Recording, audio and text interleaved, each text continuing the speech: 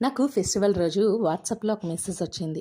ఇది నేను నకిలీ అనుకుంటున్నాను. నాకు నిజంగా 5000 వచ్చాయి అని లింక్ వచ్చింది. ఆ లింక్ క్లిక్ చేస్తే నిజంగా డబ్బులొస్తాయా? మీకేమన్నా పిచ్చా? ఆ లింక్ క్లిక్ చేస్తే మన ఫోన్‌లో ఉన్న డేటా హ్యాక్ అయిపోవడమో, లేదా మన అకౌంట్ ఖాళీ అయిపోవడమో.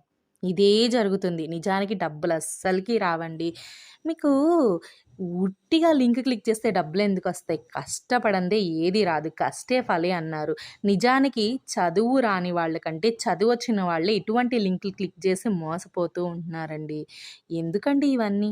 దయచేసి ఇప్పుడైనా మానేయండి. అటువంటి లింక్‌లు అస్సలు క్లిక్ చేయకండి.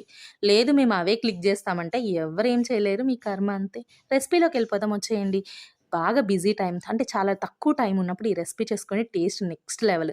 బాండీ తీసుకొని కొంచెం అంటే కొంచెం ఆయిల్ వేసి దాంట్లో ఉల్లిపాయలు, పచ్చిమిర్చి, టమాటా అవన్నీ వేగిన తర్వాత అల్లం వెల్లుల్లి పేస్ట్ వేసేయండి. దాని తర్వాత మనం తురిమి పెట్టుకున్న ఎగ్స్ ఉంటాయి కదా! అవి కూడా వేసేసి దాంట్లో ధనియాలు, జీలకర్ర పొడి, గరం మసాలా, చికెన్ మసాలా ఇవన్నీ వేసేసేయండి. కారం వేసి రైస్ వేసిన తర్వాత కొత్తిమీర, పుదీనా వేసుకొని ఉప్పు సరిపోయిందా లేదా అని చూసేసేయండి. టేస్ట్ అయితే నెక్స్ట్ లెవెల్ అదరహో అంతే. మీరేమంటారో కామెంట్ చేయండి. Thank you. బాయ్.